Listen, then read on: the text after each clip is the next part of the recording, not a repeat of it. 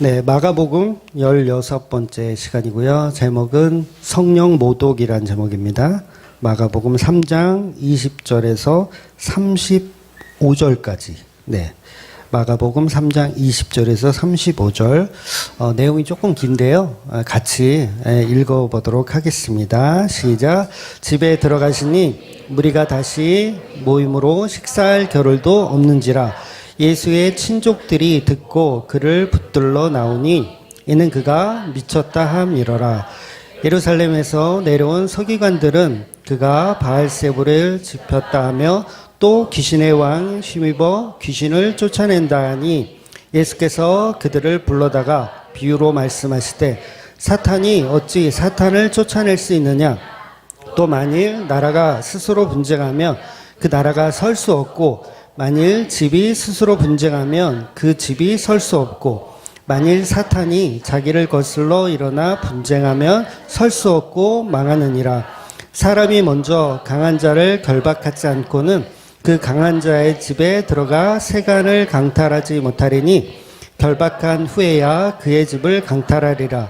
내가 진실로 너희에게 이르노니 사람의 모든 죄와 모든 모독하는 일은 사하심을 얻되 성령을 모독하는 자는 영원히 사하심을 얻지 못하고 영원한 죄가 되느니라 하시니 이는 그들이 말하기를 더러운 귀신이 들렸다 함이러라. 그때에 예수의 어머니와 동생들이 PPT가 없나요? 31절부터? 네, 그럼 제가 읽어드릴게요. 그때에 예수의 어머니와 동생들이 와서 밖에 서서 사람을 보내어 예수를 부르니 무리가 예수를 불러 앉았다가 여짜오되 보소서 당신의 어머니와 동생들과 너희들이 밖에서 찾았나이다.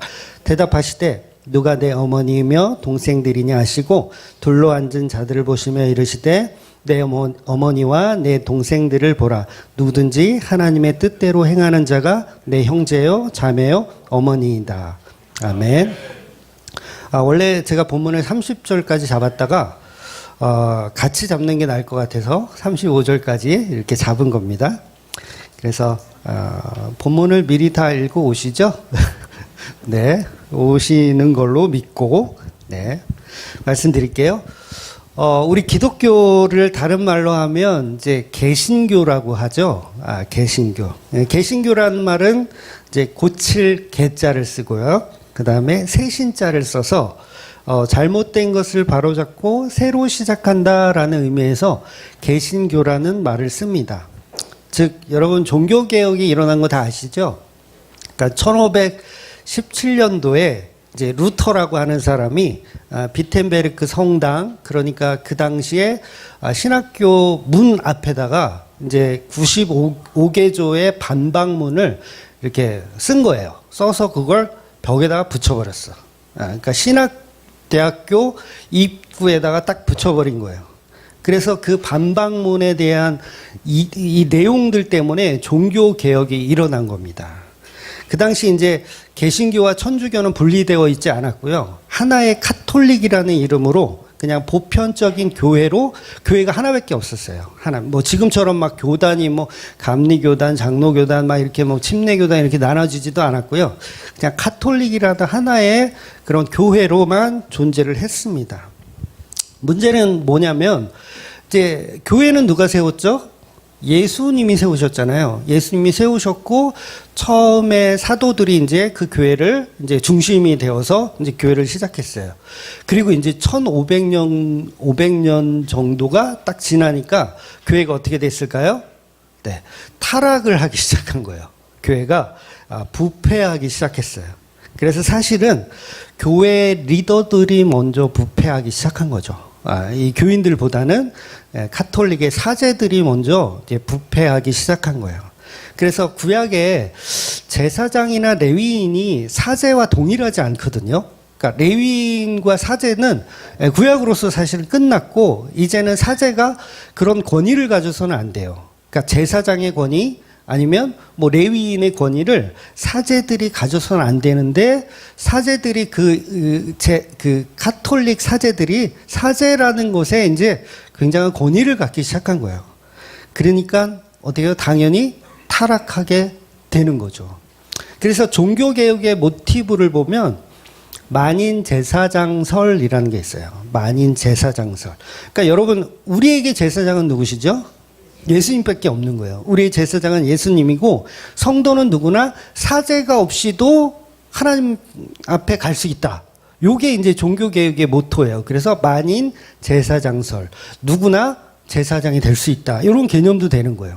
그러니까 예수님이 제사장으로 완성하셨기 때문에 성도는 누구나 중보자라는 예수 그리스도만 있으면 사죄 필요 없이, 신부들 필요 없이도 갈 수 있다라고 보는 게 종교개혁의 이제 모토라고 할 수 있죠. 그런데 오늘날 기독교를 보더라도 목사라는 이름에 너무나 큰 가치를 부여하고 있어요. 그렇지 않습니까? 우리 교회는 안 그렇죠.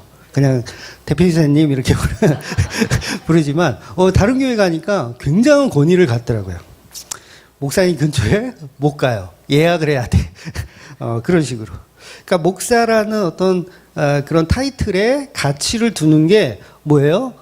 사제들에게 가치를 두는 것과 이제 동일한 거죠. 그래서 이 목사라는 건 사실 별 의미가 없어야 되는 거예요. 그러니까 아무나 할 수 있는 게 목사예요. 그냥 신학교 가면 아무나 할 수 있는 게 목사. 그런데 지금 교회들은 목사라는 타이틀에 가치를 두고 있다는 거죠. 여러분, 목사가 되려면요, 목사는 그 노회에서 이제 안수를 주거든요. 그러니까 보통 이제 교단이 있고 노회가 있고 그다음에 시찰이 있고 막 이렇게 나뉘어져 있어요. 근데 전도사하고 목사는요, 노회에서 줘요. 노회에서 안수를 줍니다. 그리고 총회에서는 뭘 안수 주냐면 강도사를 이제 안수를 줘요. 장로교 같은 경우는. 그래서 사실 노회에 가서 노회 목사님들이 일면식도 없는 경우가 많거든요. 왜냐하면 전도사 시험을 고시를 보는데 모르는 사람들 앞에서 시험을 보는 거예요. 면접도 보고 하는 거예요. 그러면 이게 의미가 있을까라는 거예요. 여러분, 교회가 인정하지 않는 전도사는 의미가 없죠. 그리고 예수 그리스도가 인정하지 않는 전도사는 의미가 없는 거예요. 그러니까 먼저는 하나님이 인정해야 되고 그 다음에 교회가 사실을 인정해야 되는데, 노예라고 하는 알지도 못한 목사님들이 사람을 면접 보고 시험 봐서 뽑는 거예요. 지금 한국 실정이 그런 거예요. 물론 그 자체가 나쁘다는 건 아니지만, 그러니까 그게 명확할 수가 없다는 거죠. 왜냐하면 하나님의 일꾼은 사람이 시험 봐서 뽑을 수가 없는 개념인 거예요. 그러니까 목사라는 타이틀에 가치를 두는 자체가 의미 없음이라는 거예요. 그래서 카톨릭 때나 지금이나 신부들이나 목사들이나 엄청난 권위를 가졌다고 생각하지만 그거는 큰 착각이라는 거죠. 그러니까 이거는 종교들은 다 비슷하더라고요. 기독교만 그런 게 아니라요. 엊그제 제가 그 불교에서 운영하는 대학병원에 갔거든요. 대학병원, 뭐 여기 식사동에 있는 알만한 대학병원 있어요. 불교에서 하는 거. 근데 원목가에서 접수를 하는데 되게 놀라운 걸 하나 발견했어요. 그러니까 대기줄이 굉장히 길더라고요. 번호표가 한 30명이 이렇게 밀려 있어요. 번호표가 한참 기다려야 돼요.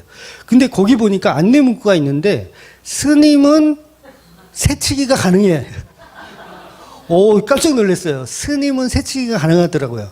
그러니까 스님들만 따로 뽑는 번호표가 있어요. 그러니까 거기는 안 밀려 있어요. 그냥 뽑으면 바로 할 수 있어. 그러니까 이 불교에서도 스님들은 극진히 대우를 해주는구나라는 걸 알았어요. 그러니까 기독교 대학병원에는 목사라고 새치기가 가능한 때를 제가 본 적이 없는 것 같은데, 이 불교는 그렇게 하더라는 거죠. 그러니까 그것도 뭐냐면 사람에게 가치를 두기 시작하는 거예요. 그러니까 카톨릭도 교황이나 신부 그러면 껌뻑 죽죠. 천주교 출신 있으실지 모르겠어요. 네, 껌뻑 죽습니다. 그러니까 평범하지 않은 사람으로 보는 거예요. 그러니까 구약의 제사장처럼 보는 거죠. 사제처럼 보는 거예요. 그래서 천주교에서 고해성사를 하는 게 뭐예요? 이 사람이 중보 역할을 할 수 있다. 신부가 중보 역할을 할 수 있다라고 생각하는 거죠. 또 결정적으로 그 당시 이제 카톨릭이 부패했던 거는요, 그 면죄부를 팔아먹어서 그래요. 면죄부가 뭐냐면, 이 면죄부를 팔아서 뭘 하려고 그랬냐면, 베드로 성당을 지으려고 했던 거예요. 그러니까 으리으리한 이 대성당을 짓기 위해서 돈을 걷어야 되는데 돈을 걷을 만한 명분이 없잖아요. 그래서 선택한 게 이제 면죄부라는 거를 이렇게 팔아먹기 시작한 거예요. 면죄부가 뭐냐면 쉽게 말해서 여러분이 죄를 범하잖아요. 뭐 음주운전에 걸렸다. 근데 죄를 범하면 실형을 살아야 되는데 너는 벌금을 내. 요거예요. 편하죠. 그러니까 면죄부가 뭐냐면 벌금 내는 거예요. 그러니까 내가 나쁜 짓 많이 해가지고 음부에 가 있어. 그러면 자식들이 면죄부를 돈으로 주고 사서 그러니까 벌금을 내서 이 음부에 있던 사람이 낙원으로 옮겨갈 수 있다. 괜찮지 않아요? 벌금 제도. 저는 좋은 것 같은데. 그렇게 해서 벌금 제도를 만들어서 면죄부를 팔아먹기 시작한 거예요. 거짓말이죠. 다 생 양아치. 거짓말을 해서 돈을 벌기 시작한 거예요. 그래서 루터를 비롯한 소수의 사람들이 카톨릭은 이제 부패했구나. 이거 우리 다시 돌아가야 된다. 그러면서 이제 95개조 반박문을 그 신학대학교 앞에다가 붙인 거예요. 그래서 다시 돌아가자. 리포미즘이라고 하죠. 다시 돌아가자. 옷 수선할 때 리폼이라고 하잖아요. 그 얘기에 다시 고치자. 수선하자. 다시 돌아가자. 그래서 카톨릭은 잘못된 길을 가고 있으니 우리는 다시 원래의 길로 찾아가자라고 하는 게 개신교예요. 이해가 되셨어요? 개신교. 그래서 이 개신교를 다른 말로 이제 그 리폼을 이제 한국말로 번역하면 개혁주의라고 이제 표현을 하는 거예요. 개혁주의. 그래서 중암교회도 늘 개혁주의 이런 말을 쓰잖아요. 그게 뭐냐면 다시 돌아가자. 다시 성경으로 돌아가고 말씀으로 돌아가고 예수에게로 돌아가자. 왜? 우리 부패했으니까 다시 돌아가자. 그래서 중암교회는 극보수 개혁주의인 거예요. 극보수 개혁주의. 다시 돌아가자. 그러면서 이제 종교개혁이 일어나면서 하나의 교회였던 게 개신교와 카톨릭으로 구분이 딱 되는 거예요. 그래서 이 카톨릭을 지금은 이제 천주교라고 부르고요. 그 다음에 이 돌아온 개혁주의를 이제 개신교라고 해서 기독교라고 부르기도 합니다. 그래서 두 교회가 생겨난 거죠. 그래서 서로가 서로를 이제 이단이라고 이야기하는 거죠. 두 부류가. 그래서 기독교 역사를 모르는 분들은 이제 개신교가 천주교에서 떨어져 나왔다 이렇게 생각하거든요. 근데 떨어져 나온 게 아니에요. 오히려 개신교는 원래의 길을 제대로 간 거고 천주교가 타락해서 다른 길을 간 거예요. 그러니까 오히려 떨어져 나간 거는 천주교 쪽이 기독교에서 떨어져 나간 거죠. 어떻게 보면. 그래서 이 해석을 잘해야 됩니다. 개신교가 떨어져 나온 게 아니라 걔네들이 이상한 길로 간 거예요. 그래서 교리적 이 메시지를 이게 그 종교 개혁하면서 정리를 하게 된 거예요. 그래서 기독교 정통 그러면 카톨릭이 정통이 아니라 개신교가 정통인 거예요. 제가 이 얘기를 드리고 싶은 거예요, 지금. 천주교가 정통이 아니고요. 개신교가 오히려 정통이에요. 왜냐하면 리폼했으니까. 다시 돌아갔으니까. 수선했으니까. 그래서 개신교는 다 개혁주의 사상을 갖는 게 맞습니다. 그래서 다른 길로 가면 그거는 개혁주의에 벗어나면 사실은 그건 다 이단이라고 해도 과언이 아닌 거예요.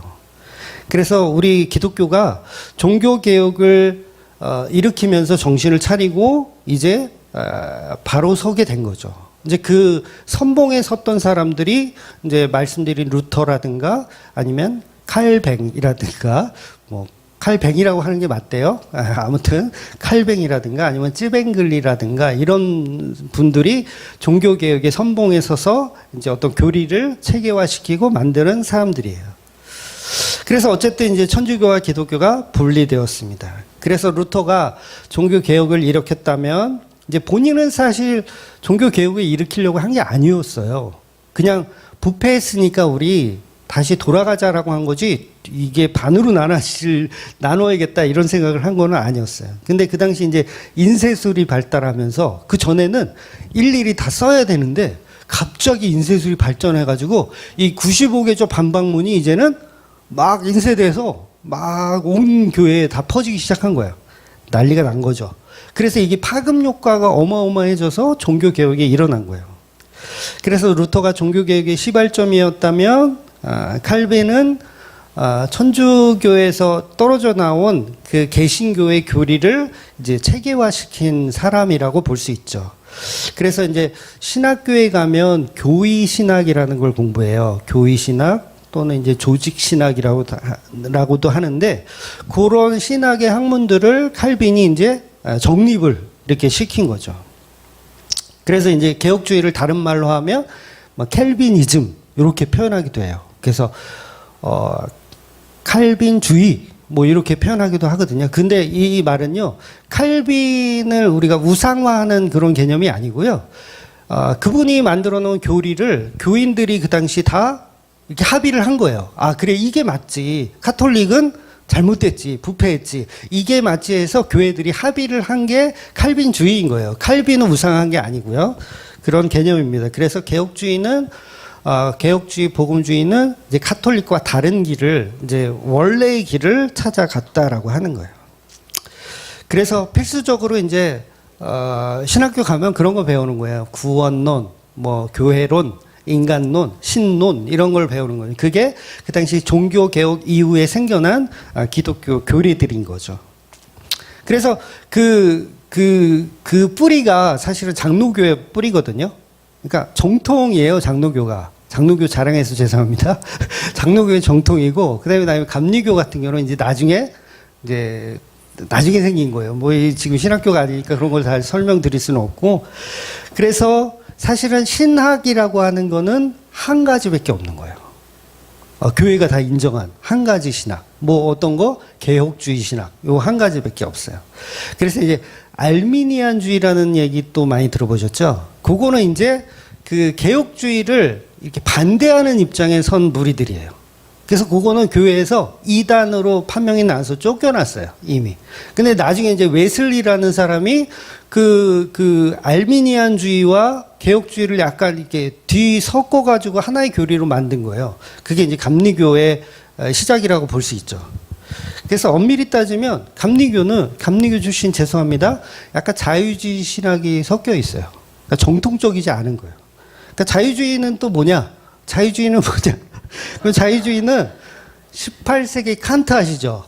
이성과 지성을 더 강조했던. 그러니까 신학에다가 이성과 지성을 집어넣은 거예요. 그러니까 예를 들면 뭐 오병이어의 기적 사건 여러분 믿으실 수 있겠어요? 못 믿겠죠. 갑자기 어떻게 이게 물고기 몇 마리가 막 수천 명을 어떻게 먹여요? 그러니까 이성과 지성으로는 이해할 수 없다. 그럼 이걸 이해할 수 있게 바꾸자라고 해서 바꿔놓은 게, 어린아이가 도시락을 하나 꺼냈더니 사람들이 부끄러워가지고, 야, 저 꼬마도 도시락을 꺼내놓는데 우리라도 숨겨둔 도시락을 꺼내야 되지 않을까라고 해서 막 꺼낸 거예요, 서로. 그래서 5,000명이 먹었다. 이성과 지성으로 이해가 되죠. 요게 자유주의 신학인 거예요. 그러니까 쓰레기 신학이죠. 그러니까 이런 신학들이 막 중구난부로 생기면서 정통 교리가 자꾸 흔들리고, 그러면서 막 이단들이 생겨나고, 막 이런 게 지금 기독교의 역사라고 할 수 있는 거죠. 그래서 근대화로 보면, 대한민국 근대화가 중요하잖아요. 근대화의 교회 역사를 보면요, 6.25 이후에 새마을운동 다 기억나시죠? 열심히 하셨죠? 새마을운동. 그러면서 교회들을 이렇게 개척을 하잖아요. 그럼 교회가 웬만하면 개척하면 그래도 잘 됐어요. 왜냐면 사람들이 너무 가난했고 막 그러다 보니까 교회에 오면 그래도 뭔가 도움을 받고 서로 위로가 되고 하니까 교회를 개척하면 이렇게 잘 됐어요. 그러니까 70년대, 80년대 간판을 달면 웬만하면 잘 성장을 했습니다. 그 중에서 이제 초대형 교회로 성장한 교회들이 꽤 많이 있죠. 그 대표적인 게 바로 여의도 순복음교회예요. 여의도 순복음교회.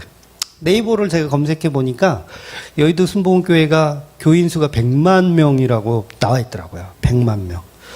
100만 명이면요, 우리 기독교 인구 중에 한두 명은 여의도 순복음교회 교인이거나 아니면 출신. 10명 중에 한두 명은 여의도 순복음교회 교인이거나 출신인 거예요. 엄청난 숫자죠. 그래서 여의도 순복음교회 교회는 규모가 너무 커서요, 나중에는 교회가 아니라 교단이 되어버려요. 교단. 그래서 기하성이라는 이름으로 교단을 아예 만들어버립니다. 혼자서. 하나의 교회가 교단을 만들어요. 그리고 여의도 땅에 수천 평이 되는 땅에 이제 건축을 하게 되죠. 그래서 이 여의도 순복음교회가 이제 굉장히 어마어마한 부흥을 일으키는데, 문제가 뭐냐면 여의도 순복음교회 모토가 있어요. 오중 복음과 삼중 축복인가요? 오중 복음과 삼중 축복. 근데 거기서 문제가 뭐냐면 신비주의와 기복주의를 갖다가 사용하기 시작한 거예요. 신비주의와 기독주의. 그래서 오중 축복 중에는 성령의 신비 막 이런 거를 체험해야 된다, 막 이렇게 가르치기도 했습니다. 그리고 삼중 축복은 여러분 다 아시더라고요. 범사에 잘 되는 축복, 건강해지는 축복, 그다음에 또 뭐죠? 영원히 잘 되는 축복, 이렇게 삼중 축복. 그러니까 기복주의와 신앙의 어떤 신비주의를 결합시켜서 방언과 병고침 등으로 하면서 성령의 초자연적인 일을 막 이렇게 사용하면서 부흥하기 시작한 거예요. 여의도 순복음교회가. 그러면서 조용기 목사님이 큰 실수를 한 가지 하는데, 어떤 실수를 하냐면 방언을 받지 못한 사람들은 구원받지 못한다라는 말을 했어요. 방언을 받지 못한 사람은 구원받지 못한다. 그래서 이게 한국 기독교에 어마어마한 파장이 돼가지고 조용기 목사는 이단이라고 지정을 해버렸어. 방언 안 받으면 구원을 못 받는다고 하니까 그 지정을 해버렸어요. 그래서 조용기 목사님이 깜짝 놀래가지고 나 취소할게. 나 그 말 취소할게 해가지고 기독교에서 진짜로 취소한다고 사과를 해가지고 그걸 다시 이단에서 풀어줬어요. 그러니까 해프닝으로 이제 끝난 거예요. 아무튼 이렇게 여의도 순복음교회가 폭발적인 인기를 끌게 되면서 한국에 있는 교회들이 여의도 순복음교회가 성장하니까 그걸 이제 따라하기 시작한 거예요. 교회들이 그러니까 뭘 따라했냐면 신유은사, 그다음에 방언하는 거, 이런 거를 따라하기 시작한 거예요. 왜? 그렇게 해야 교회가 막 어마어마하게 커지니까 너도 나도 다 따라하기. 뭐 교단도 필요 없어. 뭐 장로교든 감리교든 뭐 침례교든 자기의 정통성 이런 거가 중요한 게 아니야. 조용기처럼 하면 교회가 대박 난다. 이래서 너도 나도 다 부흥의 비결로 삼고 조용기 목사님을 따라하기 시작한 거예요. 그래서 본인들이 생각하는 정통적 개혁주의라는 교리들은 일단 치워. 이거 중요한 게 아니야, 지금. 개혁주의는 중요한 게 아니라 교회 부흥이 먼저다. 그래가지고 뭐예요? 원래는 우리 기독교가 사경회라는 걸 했어요. 사경회는 말씀을 묵상하면서 말씀을 계속 나누고 전하는 걸 사경회예요. 말씀을 전하는 게 사경회인데, 사경회가 조용희 목사의 부흥 이후로는 다 부흥회로 바뀌어버렸어. 부흥회는 말씀도 물론 있지만 그 말씀보다는 기도하고 막 신비 방언 체험하고 막 이런 거, 그런 부흥회로 더 발전하기 시작한 거예요. 그러니까 한국 교회에서 방언과 신유은사를 뺄 수 있는 교회가 거의 없을 정도로. 여러분, 한국 교회에 지금 방언을 안 하는 교회 정말 몇 안 돼요. 거의 다 방언 못하면 괜히 믿음이 없는 사람으로 취급받고 그렇지, 한국 교회가 거의 다 방언, 신비주의, 은사 이런 걸 다 가지고 있더라는 거예요. 그런데 기독교적 세계관으로 그 역사적 개념을 보면 신유은사나 방언 같은 거는 없었습니다. 처음부터 가르치지도 않았어요. 여러분, 칼빈이 방언했다는 얘기 들어보셨어요? 장 칼뱅이 방언했다는 얘기 들어보셨어요?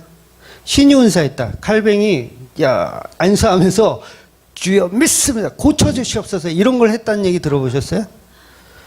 없죠. 개혁주의에서는 그런 걸 가르친 적이 없는데 한국 교회는 다 그걸 하고 있어요. 누구 때문에? 또 한 사람을 또 지적하면 그러지만 그런 부류의 부흥사들 때문에 한국 교회가 지금은 다 샤머니즘화 돼서 어떤 교리적 가르침보다는 어떤 신유은사적 어떤 그런 걸로 부흥을 하려고 정통에서 많이 벗어나 있죠. 그러면 지금 종교개혁을 지금 다시 해야 되는 시기가 온 거예요. 그래서 칼빈이 쓴 책 중에 기독교 강요라는 책이 있어요. 네, 그 책에 이제 제가 찾아보니까 이런 이야기가 있어요. 한번 제가 읽어드릴게요. 자기들이, 이 칼빈이 쓴 책이에요. 개혁주의의 칼빈이 쓴 책. 자기들이 치유의 은사를 받았다고 자랑하지만 그것은 오히려 자기 자신을 웃음거리로 만드는 것이다 라고 말했어요. 또 사도들의 손을 통해서 베푸신 그런 눈에 드러나는 권능이나 이적들은 일시적인 은사였다라고 칼빈이 말했습니다. 그래서 당연히 지금은 그런 일들이 없다라고 얘기했어요. 그런데 대한민국은 특별히 더 사랑하셔서 그런 일들이 지금 일어난다고 하면 이거는 개신교의 정체성이 흔들린다는 얘기예요. 이게 어마어마한 겁니다. 그러니까 장로교, 특히 장로교는 정통 보수라 그랬잖아요. 이 개신교의 정통 보수. 그런데 장로교도 순복음화돼서 다 방언하고 다 신윤사하고, 그런데 그런 걸 가리킨 적이 없다라는 거예요. 종교 개혁을 일으킨 분들은.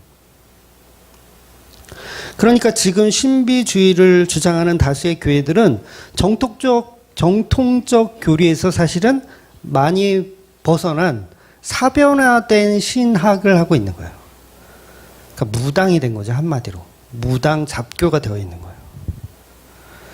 그러면서 어떤 얘기를 하냐면, 방언이나 신유은사를 하는 걸 저 같은 사람은 그거 아니다, 그거 가짜다, 그거 네가 그냥 주저리 하는 거지, 그게 무슨 성령이 임해가지고 알레발레발레 이게 무슨 성령이 임해서 하는 거냐, 그냥 네가 혀꼬부라지게 한 거지라고 제가 이런 얘기를 하잖아요. 그럼 그분이 뭐라 그런지 아세요?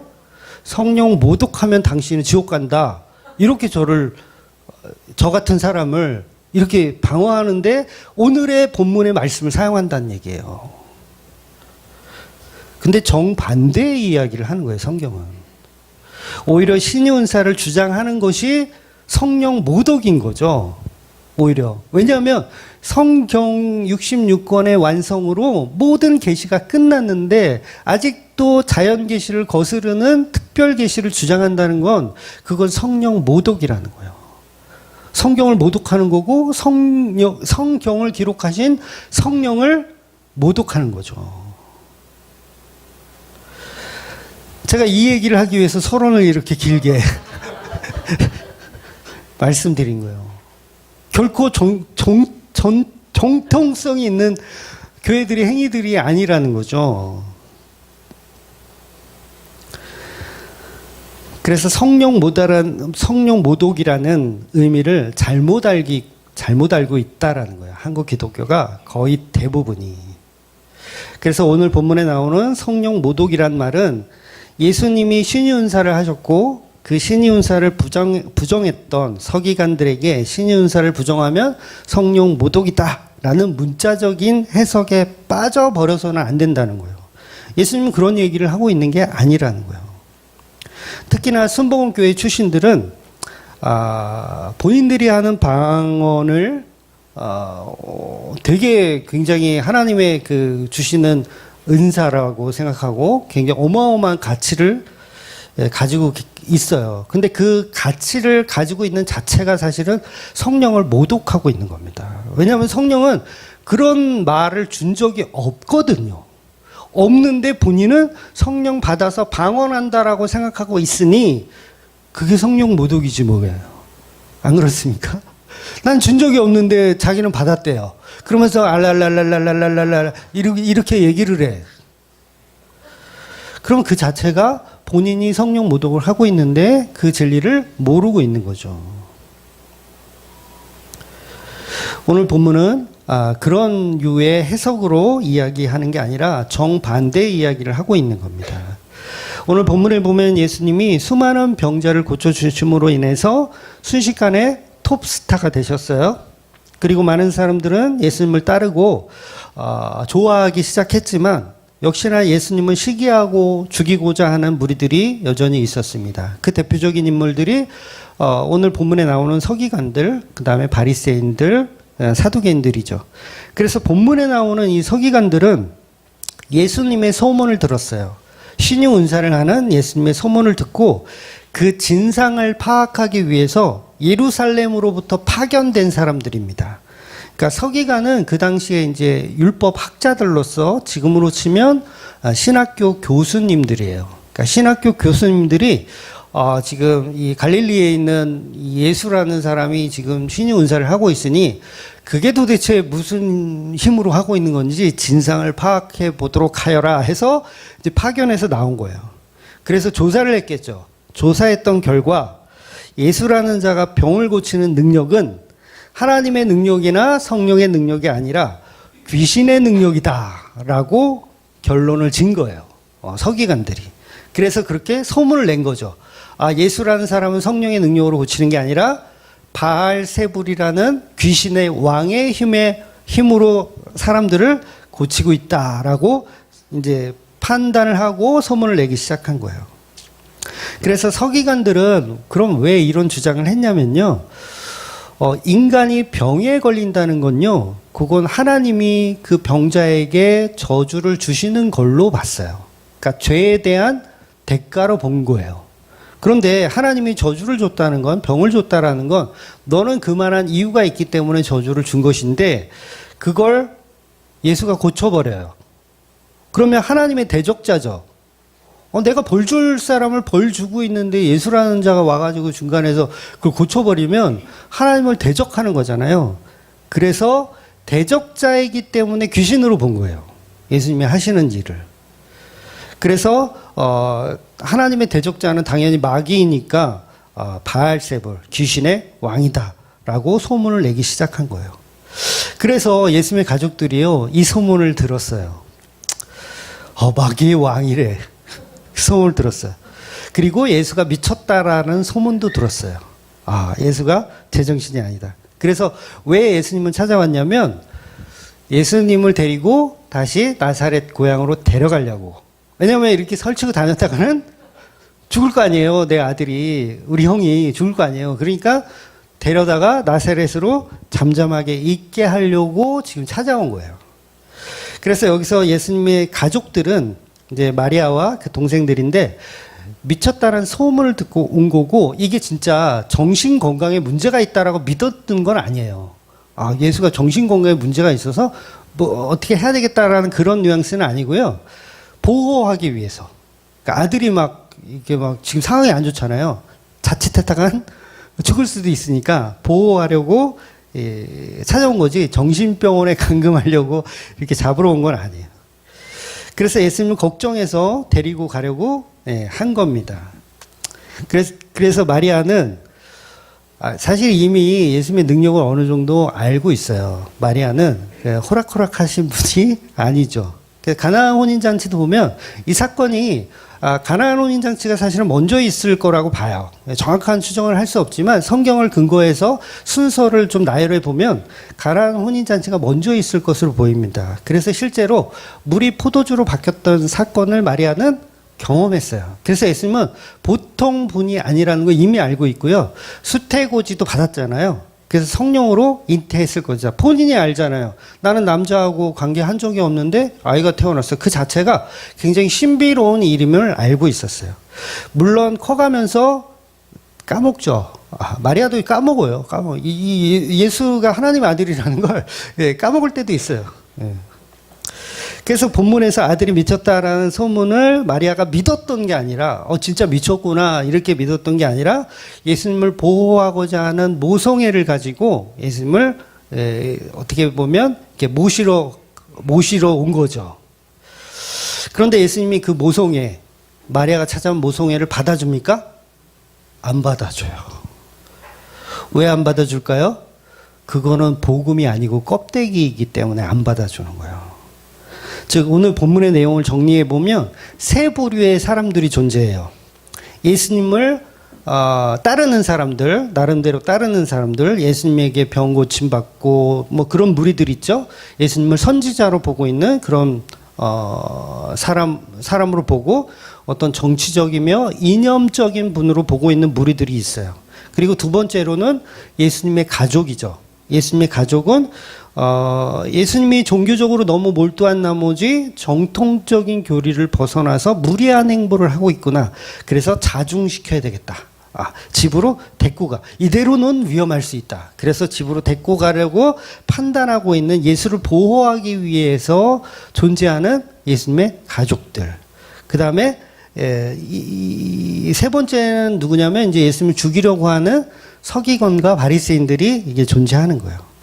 그래서 여러분 그 두 번째 부류들, 가족의 부류들을 제가 오늘 결론으로 말씀드리려고 하는데, 가족의 마리아와 동생들의 부류들을 보면요, 이게 굉장히 의로운 행동인 것 같잖아요. 그렇죠? 예수님이 지금 모함을 받아서 바알세불이라고 모함을 받아서 죽을 수도 있으니까 그분을 보호하려고 하는 그 두 번째 부류들이 좋아 보이지만 사실은 이게 베드로의 모습하고 똑같아요. 그러니까 베드로가 예수님 십자가 지려고 했을 때 안 됩니다 했잖아요. 그랬을 때 사탄아 내 뒤로 물러더라 했던 그 역할을 지금 마리아하고 예수님의 동생들이 하고 있는 거예요. 그러니까 세 부류가 모두 복음이 아니라는 얘기예요. 그러니까 복음 앞에 설 수 있는 부류가 없다가 성경의 정의예요. 그러니까 그 복음은 누구만 이루어 가신다? 예수님 혼자만 이루어 가신다는 거예요.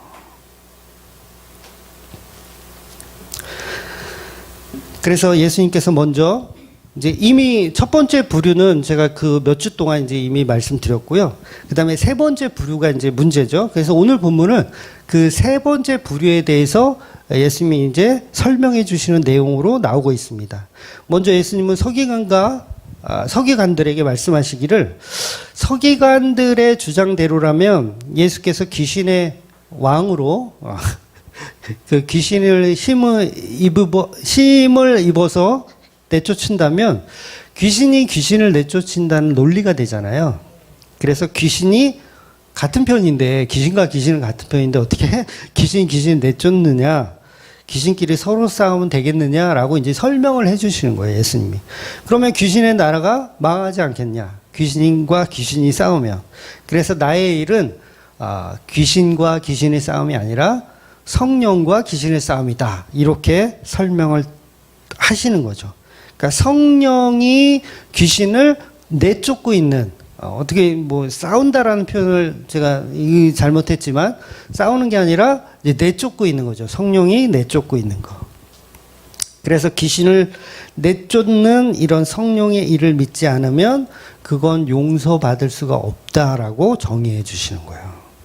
예수님은 아주 강력하게 말씀하는 거예요. 그래서 여기서 질문이 생길 수가 있거든요.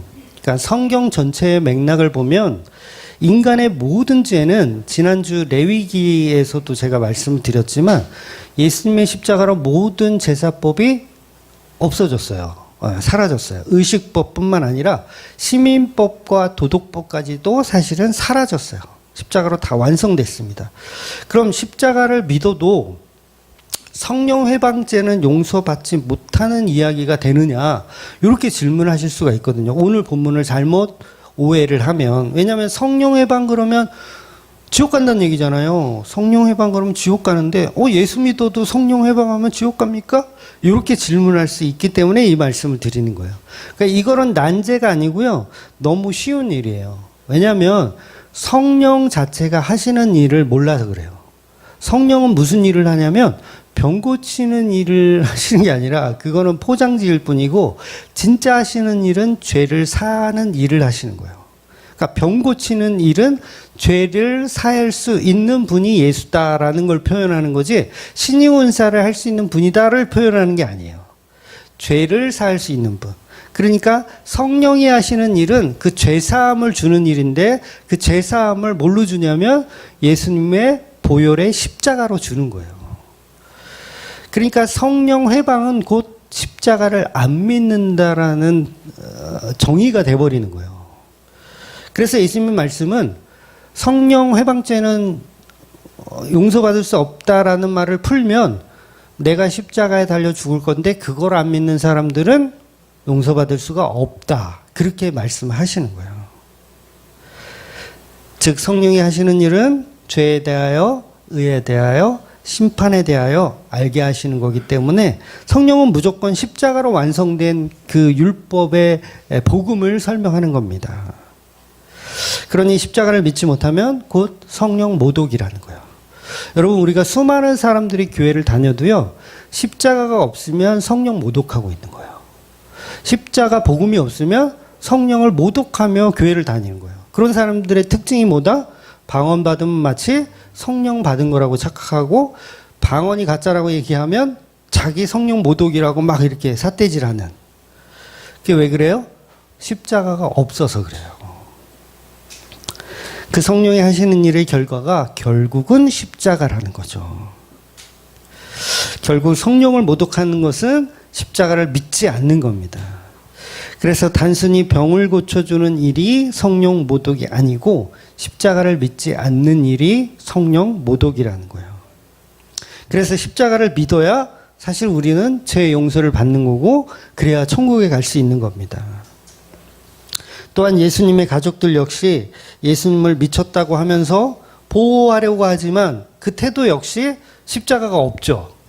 십자가가 없는 거예요. 지금 마리아와 동생들도 예수님 보호하려고 하지만 십자가가 없는 상황인 거예요. 그래서 마리아가 천국 가는 방법 뭐예요? 예수님 보호하는 겁니까? 예수님 보호해서 나사렛으로 잘 모시고 가는 게 마리아가 천국 가는 방법이 아니에요. 어떻게 해야 되냐면 예수님이 십자가에 죽는 게 마리아가 천국 가는 방법이에요. 근데 문제는 뭐냐면 예수님이 십자가에 죽도록 마리아가 도와주면 어떻게 생각하세요? 그러면 그게 영지주의라고 하는 거예요. 잘 이해하셔야 돼요. 예수님이 십자가에 죽으셔야 복음이 이루어져요. 그럼 마리아가 어떻게 해야 되겠어요? 예수가 십자가에 잘 죽을 수 있도록 도와줘야 되죠. 그래서 막 도와줘. 그걸 영지주의라고 하는 겁니다. 여러분, 패션 오브 크라이스트라는 영화 보셨어요? 그 영화에 보면 이게 천주교에서 만든 영화라서 마리아가 예수님이 십자가에 죽는 거를 마치 다 알고 있고 도와주는 것처럼 표현해요.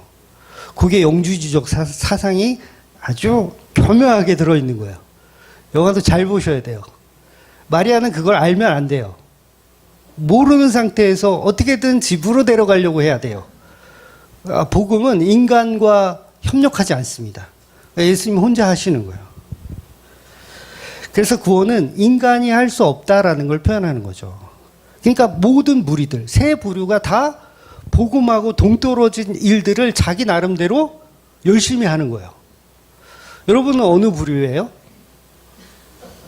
마리아 쪽입니까? 예수님 십자가 지시면 안 됩니다. 우리 집에 가요. 빨리. 내가 미역국 끓여줄게.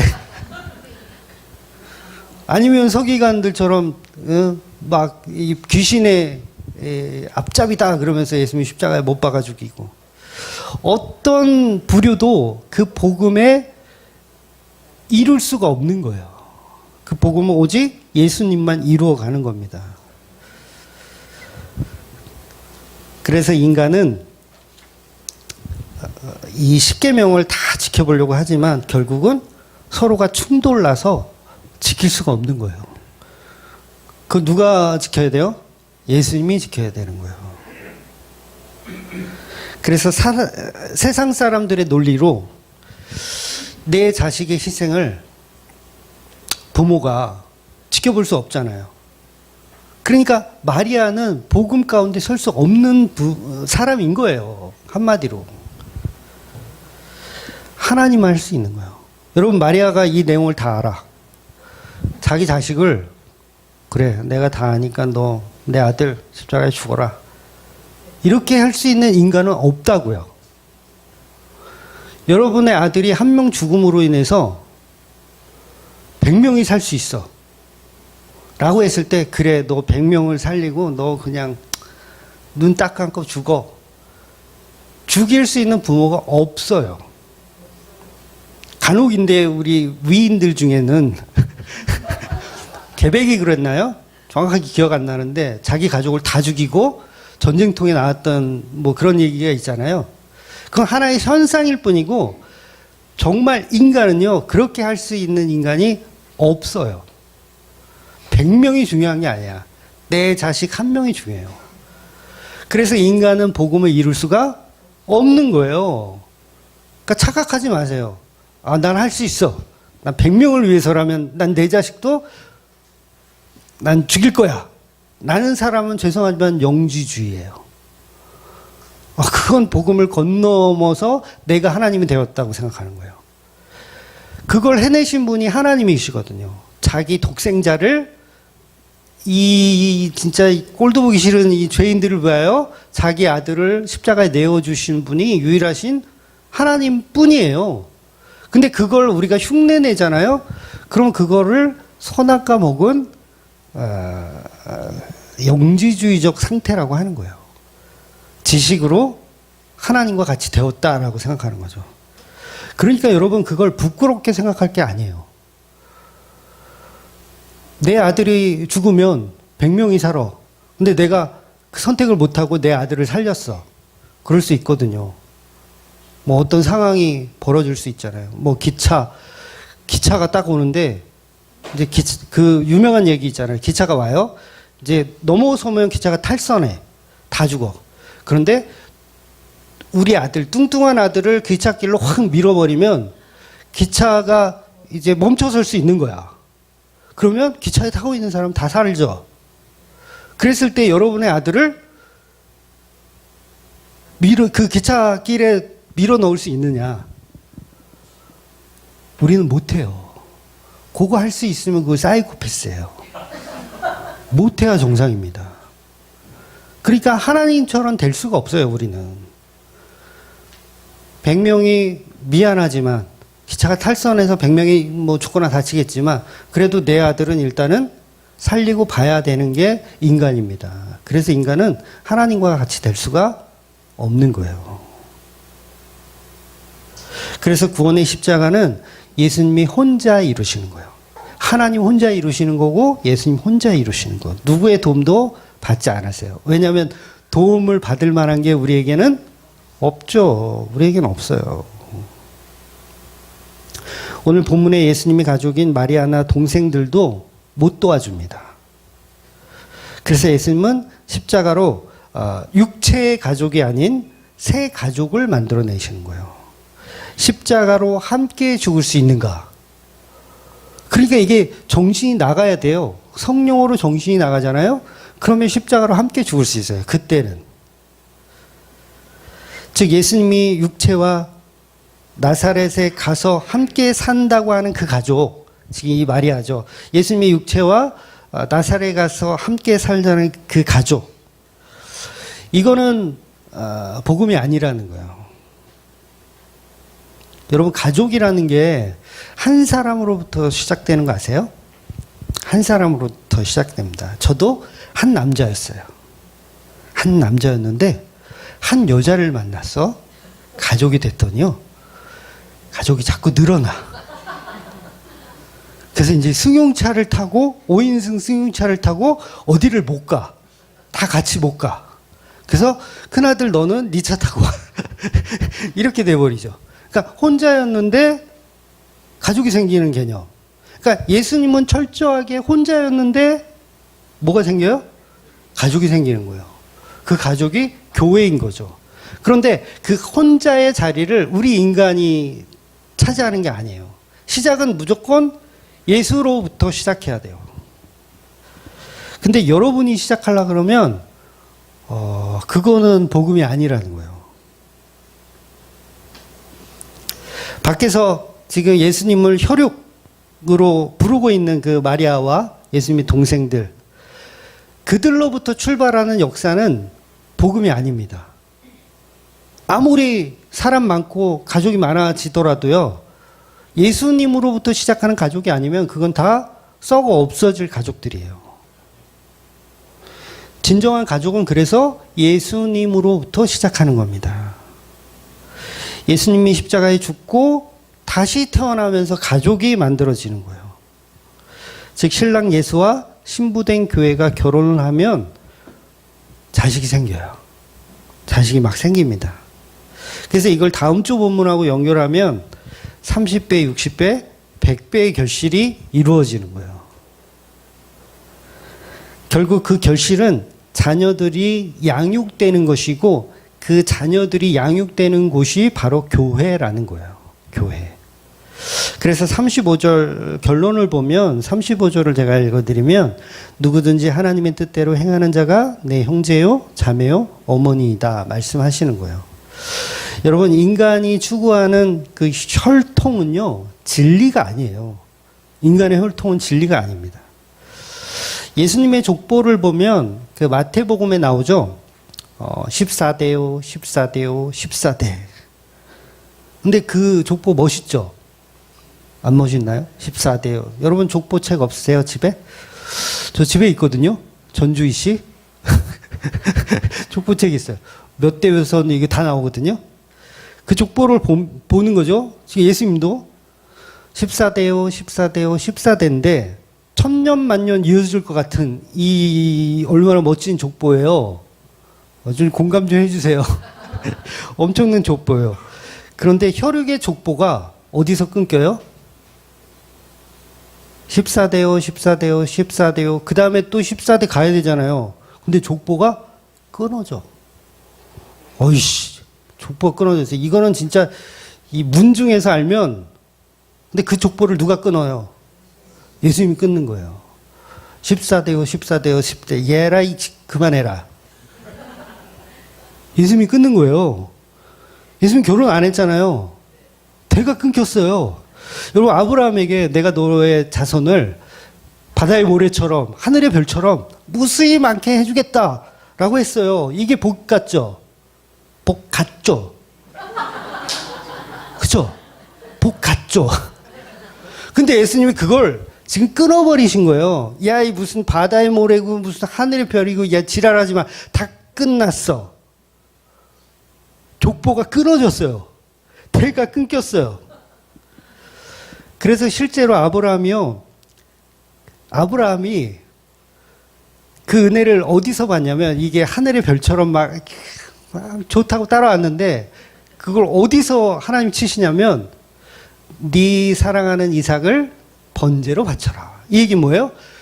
하늘의 별이고 나발이고 끝났어예요. 끝났어. 너는 이제 대가 끊겨. 거기에 순종할 수 있느냐 본 거예요. 예수님의 예표죠. 대가 끊길 수 있는가. 그러니까 그 복이 아니었던 거예요. 하늘의 별처럼 무수한 내 자손의 번성이 복 같지가 않고 아 복이 아니구나. 그래서 육신의 혈통이 끊어지는 게 사실은 복입니다.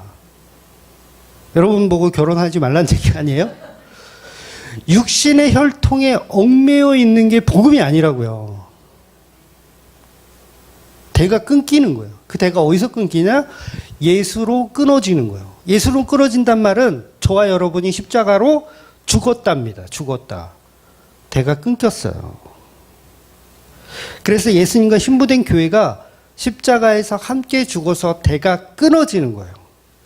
그래서 이제 혈육의 자녀들이 태어나는 게 아니라 이제 영적인 자녀들이 태어나는 거예요. 이게 30배, 60배, 100배의 결실과 이게 커뮤니케이션이 되는 말씀인 거예요. 그래서 사도 바울이 그 사도행전에서 이런 얘기를 하잖아요.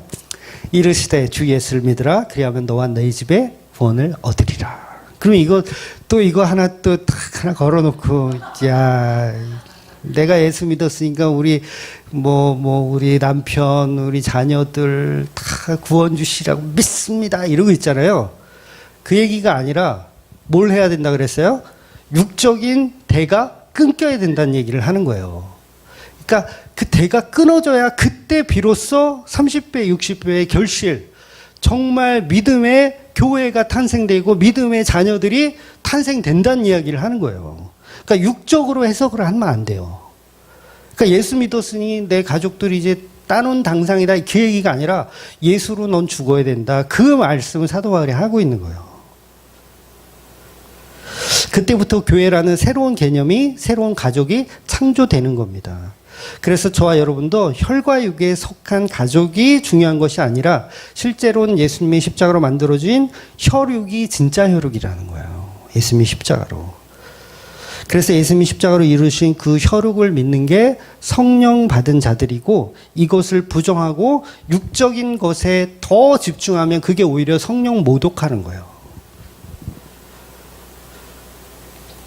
예수님이 어머니 마리아 사랑했습니까? 사랑하지 않았습니까?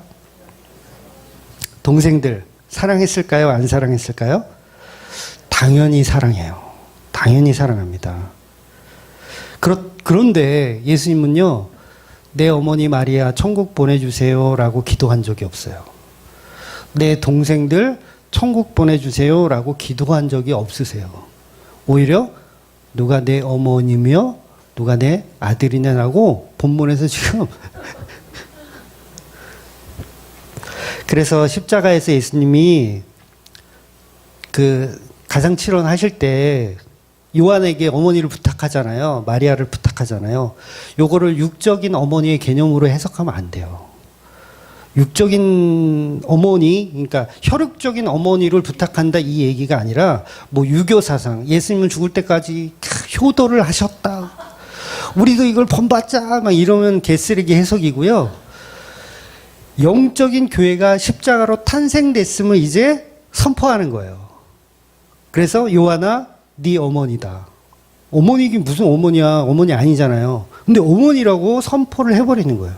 마리아에게도 당신의 아들입니다. 요한이 당신의 아들입니다. 진짜 아들 아니잖아요. 근데 영적인 아들이 되었다라고 표현하는 거예요.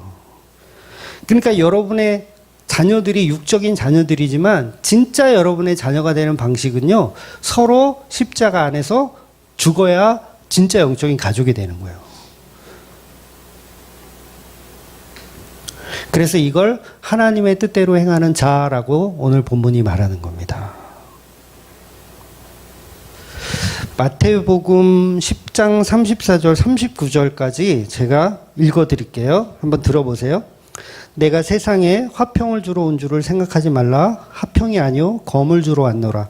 내가 온 것은 사람이 그 아버지와 딸이 어머니와 며느리가 시어머니와 불화하게 하려 함이니 사람의 원수가 자기 집안 식구니라. 아버지와 어머니를 나보다 더 사랑하는 자는 내게 합당하지 아니하고 아들이나 딸을 나보다 더 사랑하는 자도 내게 합당하지 아니하며 또 자기 십자가를 지고 나를 따르지 않는 자도 내게 합당하지 아니하리라. 자기 목숨을 얻는 자는 잃을 것이요 나를 위하여 자기 목숨을 잃는 자는 얻으리라. 이게 무슨 말이에요? 육적인 가족이 진짜 가족이 아니라 영적인 가족이 진짜 가족이라는 거예요. 그러니까 문제는 뭐냐면 대가 끊겨야 돼요. 대가 끊긴다는 건 뭐예요? 여러분의 자식을 번제로 드릴 수 있느냐. 대가 끊어졌다. 그러니까 육적인 것에 얽매이지 말고 예수와 함께 죽을 생각을 하셔야 돼요. 아, 이게 또 어렵네. 이게 말은 제가 설교는 이렇게 하지만 어렵네. 그러니까 십자가로 만들어지지 않으면 소용이 없어요. 여러분, 삼시세끼는 먹이는 거, 자녀들에게 삼시세끼 밥 먹이는 거는 행복하죠? 주둥이에 밥 들어가는 건 좋죠? 근데 그렇게 성장시켜 봐야 아무 소용 없다는 거예요. 뭘 해야 되냐? 예수님의 십자가로 양육해야 된다는 거예요. 아이, 어렵다. 그래서 십자가로 만들어진 교회만 저와 여러분이 식구라는 것을 기억하시고 정말 함께 죽으셔야 돼요. 성령께서 그렇게 만들어 가실 것을 믿고 기도하십시오. 네. 그냥 이건 내 육적인 내 자녀를 위해서가 아니에요. 이 말씀을 붙들어야 돼요. 무슨 말씀이냐면 너는 교회가 되었다. 다음 주에 이제 30배, 60배, 100배의 말씀으로 조금 더 구체적으로 결론을 드리도록 하겠습니다. 그래서 여러분, 저와 여러분은요, 신부된 교회로 사셔야 돼요. 그래야 자녀가 태어납니다. 그 은혜를 알고 살아가시는 저와 여러분이 되시기를 주의 이름으로 축원드리겠습니다. 아멘. 기도하겠습니다.